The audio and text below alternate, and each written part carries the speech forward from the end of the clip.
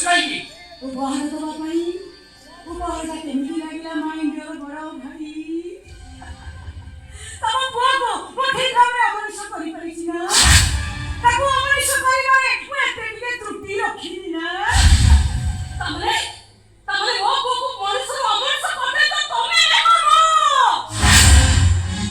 ତମ ପୁଅକୁ ଅମଣିଷ କରିଛି ମୁଁ। ତାକୁ ଡ୍ରଗ୍ସ ଦେଇଛି ମୁଁ। ତାକୁ ରାହୁଲଟା ସଜାଇଛି ମୁଁ। ଆଉ ତମ ବିରୁଦ୍ଧରେ ପ୍ରମୋଷ୍ଟ କରି ସଜାଇଛି ମୁଁ। କାହିଁକି ଭଉଣୀ? କାହିଁକି ତୁମର ସର୍ବନାଶ କରିଦେଲୁ?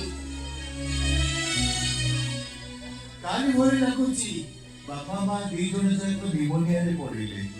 ଅନୁପମା ଏଇ ସାଇନା 4 ବର୍ଷର ହେଇଥାଏ।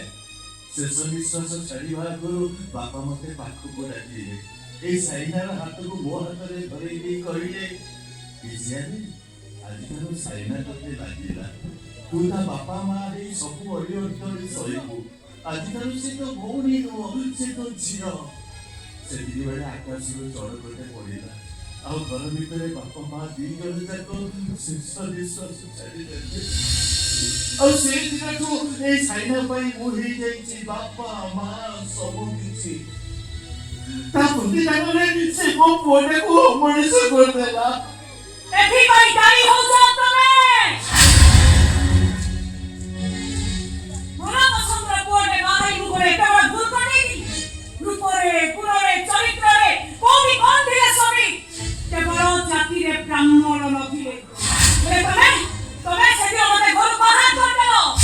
ତମ ଆତ୍ମାକୁ ଶିରୋଧାର୍ଯ୍ୟ ମନେ କରି ସମିତ୍ରେ ଏ ଘର ଛାଡ଼ି ଚାଲିଗଲି। ଆମର ଗୋଟେ ପୁଅଟିଏ ହେଲା। ଭାରି ବୁଲି ବୁଲିଆ ପୁଅଟେ।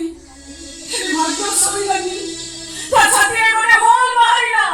ଡାକ୍ତର ଭାଇ କହିଲେ 5-6 ଲକ୍ଷ ଟଙ୍କା ଦରକାର। କେତେ ଟଙ୍କା? ତମେ ପରା ବାପା ଭାବି ତମ ପାଖକୁ ଧାଇଁ ଆସିଥିଲି। ହେ ଭାଇ, ମୋ ପୁଅର ମୁହଁକୁ ଟିକେ ଚାହ। ସେ ଗୁଲୁଗୁଲିଆ ମୁହଁରେ କେମିତି କହୁଛି, "ମାମୁଁ, ମରିବାକୁ ଚାହୁଁନି ମାମୁଁ। ମତେ ଟିକେ ବଞ୍ଚେଇ ଦିଅ ମାମୁଁ, ମତେ ଟିକେ ବଞ୍ଚେଇ ଦିଅ।" ହେଲେ ତମେ ସେଦିନ ସ୍ୱାଧୀନ ଗୋଟେ ରାକ୍ଷସ।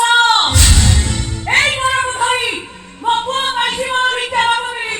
ମୁଣ୍ଡ ପିଟି ଦେଇଗଲ ଗୋଡ଼ ପାଖରେ। ହେଲେ ତମେ ମତେ ପାଦରେ ଆଣି ନେଇ କହିଲ, କଥା ପଚାରି ପିତା ଘର ଯିବୁ ଆଉ ଅଯୋଧ୍ୟାକୁ ମନେ ନ କରିବୁ।